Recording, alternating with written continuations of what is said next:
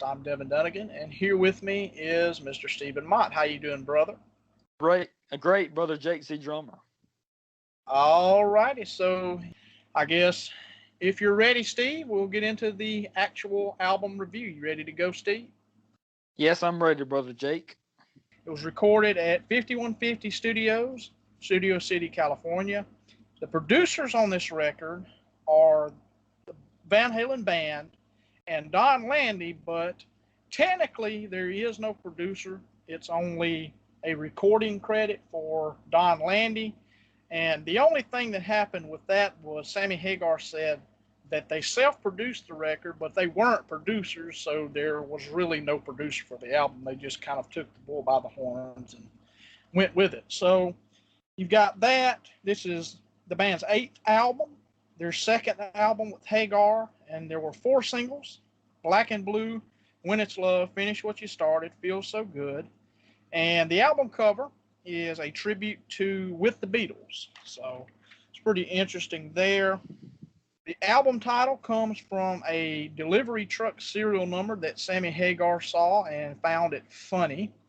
And then the back cover is a statuette by Hugo Reinhold, and I cannot pronounce what it's called, but I know it's German, so I can't pronounce what it is. But the track list is in alphabetical order instead of sequential on the CD and vinyl, and I'm assuming the cassette as well. And this album went number one on the U.S. Billboard 200. Year in from 1988, it went 28, and from the year in 1989, it went 71. And this album is 4 times platinum. So there you go. That's been an episode of the New Ridgeline podcast. Not a That's just kind of the opening statistics for the record. I mean, I think this is a pretty cool album. I've always kind of enjoyed this one. This is definitely the best of the Van Hagar period, in my opinion. I do like some of the other albums, but yeah, I mean, this is a pretty interesting record. Originally, we were going to do August by Eric Clapton for our first episode, but then Steven came up with the idea for OU812, so we went with that. And I was like, yeah, that sounds pretty cool. That's an album I kind of wanted to tackle anyway on DTM. So here we are now. We're going to be talking this record. Steven, what are your opening thoughts on this record? Well, my opening thoughts is that kind of leading into it, not to give anything away like I usually do with my pure stupidity. But anyway, basically, I never heard of this album before about, I don't know, a couple of weeks ago. And I've just started to get into Van Halen some just here lately, to be honest, really heavily. Like we talked about, if you heard our 5150, DTM review, well, it wasn't DTM when we filmed it, but it is now. So if you hear the 5150 review, we talk about Van Halen and all that all together. But anyway, like the FM hits and stuff that we knew from before. But really, I think Devin knew more about the band than I did, and still do now, definitely. And I've just started to get into Eddie Van Halen's guitar work and stuff like that.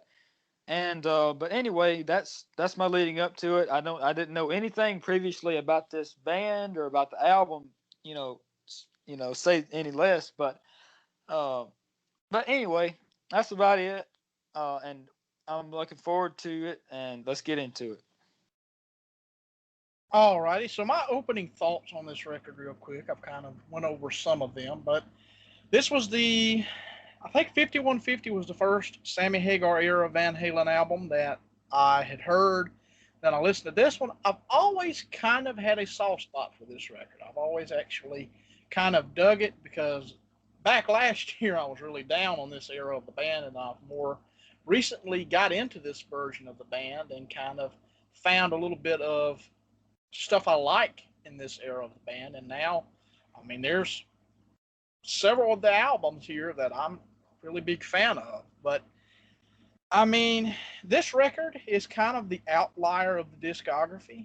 I think that this one is definitely probably one of the more overlooked records by the band. I think with this record, they were kind of trying to go back to that early sound with kind of the sonics of the record, and I'll get a little bit more into that a little bit later, but I think the general direction was kind of taking what they had done with 5150 and kind of backstepping and trying to go into something that sounded more like the classic era Van Halen. And overall, I think this is a pretty cool record. I do know it's a very divisive record among Van Halen fans. I mean, some fans hate this era altogether and refuse to call it Van Halen, but the Van Halen fans who do, I've noticed there are some polarizing views on this particular record. So, I mean, I dig it. I think this is a good record. I own this record several times. I need to buy it on vinyl. I own it on CD and I own it twice on cassette. But I mean, yeah, we can go ahead and get into the record right now. Steve, you ready to go? Yes, sir. All righty. So we open up this album with the first track on here, Mine All Mine. So starts out with this kind of electronic sound and then quickly gets into this kind of heavier keyboard prominent riff, and then kind of goes into a little bit more of a poppy kind of melody, and then quickly kind of gets back into that heaviness. And it's some really good vocals from Sammy Hagar on this song. Overall, it's a really cool song and kind of reminds me of Jump. It kind of gives me a Jump vibe in the way it generally sounds, and also sounds a lot like a progressive rock song. It sounds very, very progressive. And the first song that Sammy Hagar actually really beat himself up over with the lyrics. He said that he recorded the song multiple times with different lyrics, trying to get the lyrics right. And overall, a great, great guitar solo from Eddie Van Halen, rest in peace. And the chorus and breakdown is really, really poppy. So, yeah, I mean, also Sam said he rewrote the song multiple times as well. And the last vocals that were recorded for this record, and Sammy said it took maybe up to 10 days to write and record the vocals for this song. And this one was also performed live on the tour. So really, really cool song overall. I dig it quite a bit. Steve, what are your thoughts on Mine All Mine? Well, honestly, I think they should have took another 10 days because it sucked. My exact notes were it's pretty bad, but I like the keyboard parts, but the rest is trash. And that's pretty much what I thought. Like I told Devin earlier before we started recording, honestly, I really couldn't have I didn't put as much into this review as I could have, but really I skimmed through, to be honest, and listened to like the first part of songs and then kind of skipped to the middle and such as that, and it didn't really change much from the beginning to the middle, and I just said, well, this one sucks. So on to the next one. But on this particular song, I had heard it some before over the past couple of days. I've been trying to get into it, and I've tried to give it a chance over and over, and the keyboard part is okay, and I'm assuming it's probably played by Eddie Van Halen because that's kind of been a trend I've seen. Devin will probably correct me if I'm wrong. I probably am. But anyway, but the other than the keyboard part, I don't care for it at all. The lyrics didn't make any sense for the rest of this album. Maybe with the exception of When It's Love, it sort of makes sense in that song. But on this song, that's all I got to say. Went downhill. It was complete nothing. So back to you, Devin. All righty. So, yeah, you were right. This is Eddie Van Halen on the keyboards. So there you go. I noticed a trend. Whenever there's keyboards, it's usually him. Yep. So then we move to track number 2, When It's Love. So this is a very, very poppy track. It's sort of, I'll wait part 2 in the way it's structured. The solo on this song is a nod to Eric Clapton. And Really? The first song written for the record. Second single charted at number 1 on the mainstream rock tracks and number 5 on the Billboard Hot 100, and a video was made for this song. And I believe this was the very first Van Halen music video shot with Sammy Hagar at the helm. So, short and to the point review here. So, Steve, you take this track. Um, I think this one was good. Uh, Great music all around is what I wrote. But for some reason, I didn't quite get the Eric Clapton vibe. Now, if I really think about it, I can sort of see it. Well, yeah, if I really think about it, I can. But that didn't strike me at first. But I would kind of like to know, was the solo played by Sammy Hagar, or do you know, Devin? No, it was Eddie solo. Really? Mm-hmm. Because it seems like something that Sammy might play. I don't know why. I just kind of always thought that ever since I heard that song. It just kind of from what little I've seen of them live, on videos and stuff. It just seemed like, Sammy Hagar contributed uh, a surprising to me, a surprising lot of guitar stuff. Actually, this song is pretty good, and I like it, and it's by far the best on the album and the only best, the only the only best, the only good one. So back to you, Devin. All right, and just another little tidbit before we move on. This song was a constant staple live, and it remained so throughout Sammy's tenure in the band. It was performed occasionally when Gary Sharon was in the band, and it was brought back for the 2004 tour, and then Sammy's performed it countless times after. So then we move to the third track, AFU Naturally Wired, all fired up, naturally wired. So this song sounds like classic Van Halen. This is a really cool song. Some great vocals by Sammy on this track. And when the vocals and guitar sync right before the guitar solo comes in, that is awesome and it's classic Van Halen to me. And pretty good lyrics. And it's written about being on stage / on the road. Some good bass work by Michael Anthony during the solo, and all across this album where you can actually hear the bass, because this is one of those albums where the bass is kind of a little bit low in the mix. I love the breakdown with Alex and Eddie kind of in there, just playing off of one another. And sonically, I talked about at the beginning, this kind of sonically paid a little bit of a tribute to the earlier albums. Not in the way it was mixed, but just the way it overall sounds. This album sounds a lot like the way 1984 sounds. And also, when they played live shows, this sometimes opened the show. So this was performed live on the tour. So, Steve, you take this track. Well, I really don't like it. They should have had a producer. And I really that didn't really cross my mind, particularly when I first heard this album. The only time I heard this album or ever will, but besides the point. And I say that way too much, but I don't care. So, and it's perfect for this album because it's bad. Back to you, Devin. All righty. So then we move to the next track on here, Cabo Wabo. So this is pretty much a basic rewrite / sort of sequel to the song Make It Last by Montrose. I mean, if you listen to that song and you listen to this song, it's pretty much the same song. It's a good song up to the breakdown right after the solo.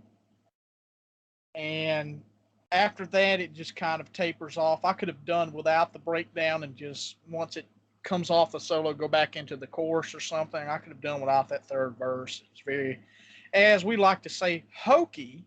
And it's a good solo on here, really cool solo. The longest Van Halen song up to this point. This is, I believe, at 7 minutes long.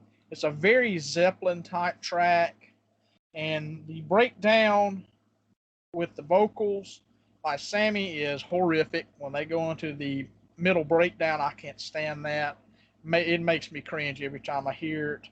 And Mine All Mine is mentioned during the song. I kind of liked that throwback. And this was, I'm assuming, a promotional single because it went number 31 on the mainstream rock tracks. So, I mean, I'm assuming it was a promotional single. So, And it was performed live on the live album, Live Right Here, Right Now. It was halved up with You Really Got Me, You Really Got Me started it out. Then they went into this song and played, I believe, only half of it and then went back into You Really Got Me. And that worked pretty well for that live album. I recommend that live album if you want to hear a good Van Halen show, even though it was totally re-recorded. But, I mean, really good song, about half of it, though. So I could have done without the latter half of it. Maybe I need to make an edit of my own and maybe I'll enjoy it more. So, Steve, you take this track. This one was much, much, much too long, as you said. Well, you didn't really say that, but that's what you were really getting around to, that there shouldn't have been a third verse or the breakdown or nothing. I pretty much agree. And if anything was going to be, drawn out, why not, like an Eddie Van Halen solo, for crying out loud, or anything. To me, that would make a lot more sense than this crap, and would go over 100% more better, and not be, just stupid, terrible, and menacing. So anyway, back to you, Devin. All right, and so, yeah, this is kind of, sort of, I guess, supposed to be the epic of the record and really comes off as just a half-baked song. But, I mean, like I said, I think about half of it's actually really a half and a quarter is probably good. And then I think they could have cut a solid minute out of this song. Maybe there's a single mix floating around out there somewhere. So, I mean, then we move to the next track, Source of Infection. So this opens up side 2 on the vinyl. So starts like classic Van Halen. I believe it says take 1, and then it goes into this Eddie Van Halen sort of tapping type riff, and musically very similar to Hot for Teacher. A good song. The lyrics are horrible. There's not really any lyrics to this song. The pre-chorus and chorus are just fine. Some great rhythm playing by Eddie all through this song. That really stuck out to me. A great, great solo, some great double bass drumming from Alex Van Halen. And Sammy Hagar says that it was a joke song, and says in hindsight he would have taken it seriously, and says that musically the song is really great, though, but he just wished that if he could rewrite it back then, he would have. He said that they were just basically, from what I read, and this comes from an interview he did with Martin Popoff on this record, and I definitely recommend you go look up that interview because it's really, really cool. He goes through all the tracks on the record. But he said that this was kind of a joke song. They just kind of put together a bunch of random lyrics and put it on the record. And it was performed live. I've heard it live, and it was kind of almost a train wreck. So, I mean, it is what it is, though. I like it musically quite a bit. And I like kind of the backing vocals during the pre-chorus and chorus. So, I mean, there you go. It's a good song, not a great song. So, Steven, you take this track. Sounds like they had the same idea I did about putting random lyrics together, and for a dumb idea, which I've done something with recently. But anyway, that's besides the point. It sucked bad, and my notes say, "Oh no, comma, this one is actually terrible." So, I think this one would be comparable to 91 Skinner, and that's being nice. So back to you, Devin. Alrighty, so then we move to the next track, Feel So Good. So this starts with kind of this rolling keyboard / organ riff. Very, very poppy. To me, this is the closest they get to 5150 or in the way that album sounded on this particular record. It's kind of like Why Can't This Be Love Part 2, and sounds a lot like Genesis. And Sammy Hagar said the same exact thing. He said they were kind of going for a very kind of poppy Genesis style song. It's an interesting drum beat in here by drum rhythm by Alex Van Halen. It's overall a pretty good song and kind of has a soul and R&B vibe to it. The breakdown sounds a little like something from the song I'll Wait. A good solo, And a video was made for this song. It went number 6 on the mainstream rock tracks and was the 4th single and went number 35 on the Billboard Hot 100. And Sammy says that he liked the song overall, but he didn't think anyone else in the band other than maybe Eddie liked the track. So, I mean, kind of, I guess, a divided track even among the band. So, I mean, I like the track quite a bit, though. So, I mean, Sammy, definitely go check that out, that interview, if you want to hear more stories. So, there you go. So, Steve Take Feels So Good. Actually, I think this one is pretty decent. And it's like it's almost, to the point of stepping over the line of, being a pretty good song, pretty listenable. But it's like the music is pretty good, but I've heard you say that Sammy Hagar is not the best lyricist. I think it's just because he just kind of has I think he has a bad habit of just throwing stuff together. And honestly, One More Rider is a much worse song than this, though. So anyway, back to you, Devin. All right. And also, this was the only song off this record that was not performed live on tour. So I found that pretty interesting. So I just find it overall interesting that no one in the band liked the song except him. And he said maybe Eddie liked it. So who knows? But then we move to the next track, Finish What You Started. So kind of Van Halen trying to do some country. Has a very, very twangy country vibe to it. Pretty good song. I dig it. And the final song written for the album.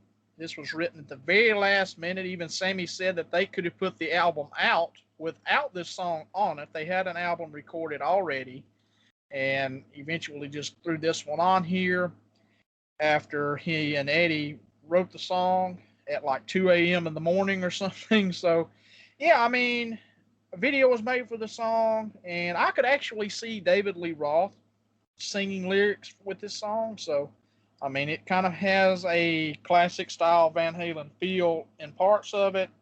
In particular, the chorus has a very kind of old school Van Halen vibe to it, and has Sammy on acoustic guitar. He plays acoustic guitar on this song, one of the few Van Halen songs to feature Sammy on rhythm guitar or guitar, period. And there's not really a solo on here. I think during the live shows, Eddie kind of extends it out and does a solo with it. I believe he actually extends the song out a little bit longer for the live shows. And on the 2004 compilation, The Best of Both Worlds, there's a different edit. And from what I understand, I've heard it before and I knew it is different. So what I'm assuming it is, like they just let the tape run to the very end of the song. So it basically just cuts off. There's no really finale to it, or I think it fades away on this record, but in that version it doesn't. It's just kind of there. And this song went number 2 on the mainstream rock tracks and number 13 on the Billboard Hot 100. So pretty freaking cool song. And this was the 3rd single released off the record. So there you go. So Steve, Finish What You Started. Well, this one, I didn't think the guitar playing in it was really that terrible. It seemed kind of, off the wall ish. I'll say that. Like for this album, especially, didn't sound that bad, but at the same time, like, what in the world? And then the music video is like, again, what in the world? I hate the production on the whole thing, and there's no bass in it. I mean, it's stupid. So back to you, Devin. Alrighty, so then we move to the next track, Black and Blue. So first single off the record, kind of a questionable decision to me. I mean, I wouldn't. This kind of, at the end of the day, seems more or less like an album track, or a deep track for the record.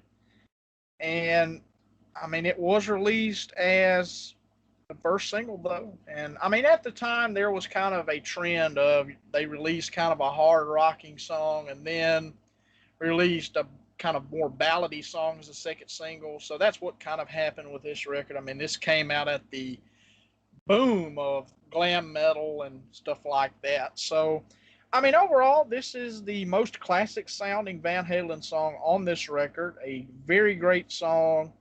I mean, some classic Van Halen harmonies on the chorus and a great solo and breakdown, and then some great bass playing all throughout the song. You can actually make out the bass playing on here. And then I like the breakdown after the solo, and the riff sounds a lot like the song Hands and Knees from the Sammy Hagar album I Never Said Goodbye, which Eddie played bass on. And I think you could have actually ended the album here at 8 tracks. So, I mean, there you go. It has kind of a best of both worlds kind of vibe, which was on 5150. It kind of sounds a little bit like that. And this went number one on the mainstream rock tracks and number 34 on the Billboard Hot 100. And this is kind of some classic sleaze for you with this song. So, I mean, there you go. Steve, take Black and Blue. I hated it.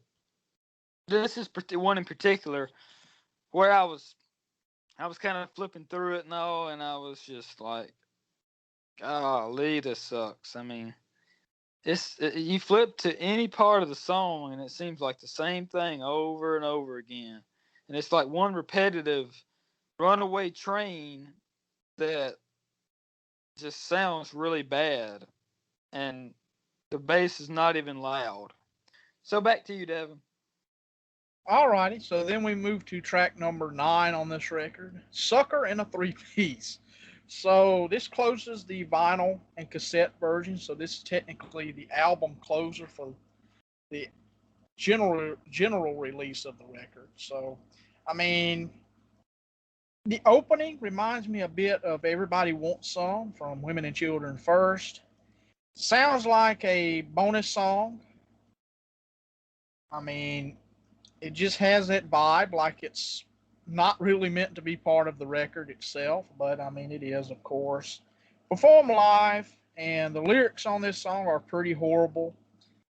And musically reminds me of the song Dirty Water Dog, which ended up on Van Halen 3. And it was actually a reject from 5150 called I Want Some Action. And I mean, that riff went all over the place.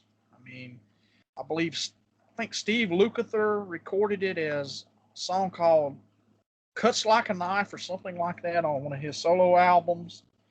And it's overall not a bad song. I can tolerate it now. And when the song starts out, Sammy mentions 9 on a 10 scale, which is one of his albums. Overall, as we like to say, this is a pretty hokey song. And the song kind of has a vibe of Get Up from 5150 as well. A good solo and runs almost 6 minutes long. So this is another very long song and kind of doesn't fit the album overall, like I said earlier, with the bonus track thing. And sounds a bit unfinished as well. So this is the worst song on the album. And Sammy admits that the song is a bit goofy. And I once again recommend you go look at that interview if you're interested in hearing what Sammy's got to say. So, I mean, overall, this particular song, not that very good, but it's okay, just not great. And I've heard live versions of it. I mean, it's okay. I mean, it kind of like Source of Infection. It's kind of a train wreck. So there you go. So Steve, take this track. Yeah, yeah, it was menacing. Back to you. No, I'm just kidding. Anyway, yeah, it was bad. The production was bad. The bass was bad. There was no producer. The lead guitar was bad. The rhythm guitar was bad. The drums were bad, and the bass was double time bad. So back to you, Devin. Alrighty, so yeah, not my favorite. I definitely wouldn't have ended the vinyl with this, with that song. So, I mean, that's pretty much it, and just kind of sounds overall like a hodgepodge of different things. So, then we move to the next track, a apolitical blues. I thought I was about to butcher that song title because it's a bit confusing, but this is a cover of the Little Feat song. This was a bonus song for the CD. A great cover, my favorite on the album. And this track was recorded live in the studio, except for the piano, which was overdubbed in later. And the mix has a very classic Van Halen sound and feel. I mean, back in the day when it was Ted Templeman producing, he mixed the band a certain way. He had like Eddie, I believe he was in the right channel. So he kind of had it mixed in a live setting. And that's pretty well the way it was done here. You've got some rhythm guitar from Sammy Hagar on this track and some great slide from Eddie, and recorded exactly the way the original song was recorded by Don Landy engineering and Ted Templeman producing. And I would have preferred this to close the album instead of Sucker in a three-piece. So I said that already. I would have felt better if this closed the album, fits the album a whole lot more. So yeah, I mean, Steven, take this track. Well, this one was bad, but it was bad. Don't get me wrong, but the guitar playing was good. So that was about it, and that sums up the album. The guitar playing was decent, except for that one song where it just came in. I can't remember which one it was, but it was the one you was talking about that just came in and like take one, and then it counted it in, and it's just a bunch of random tapping and stuff is what it sounds like to me. I think this whole album basically was just them goofing around in the studio. So back to you, Devin. All righty. So that's the end of the record overall. I mean, there is one other song that was recorded for the record called Numb to the Touch. And Sammy Hagar says this is unreleased and unfinished. So he says if he could speculate how it sounded, he said that it had kind of a sound of a more traditional Whitesnake heavy metal type song, which makes me really, really want to hear it. So, I mean, there you go. Maybe that'll come out one of these days, and we'll get to hear it. And I mean, overall, it's a great record, in my opinion. Well, I wouldn't say it's a great record, but it's a really cool, good record. So, I mean, there you go. And just one other little tidbit. I didn't even talk about this when we talked about Mine All Mine. This went number 50 on the mainstream rock charts. So, I mean, there you go. And I mean, that kind of brings an end to the record. I mean, Steven, what are your final thoughts on the record? Your ranking out of 5 instead of 10 like we usually do. What are your rankings out of 5 for this record? Well, it's not going to make a difference because it's 0 out of 5. We hope you all enjoyed this very first episode of the podcast, and we will be back very, very soon with a new episode. So, guys, thank you so much for watching and listening. God bless you all. Stay safe, and we will see you next time. Bye-bye.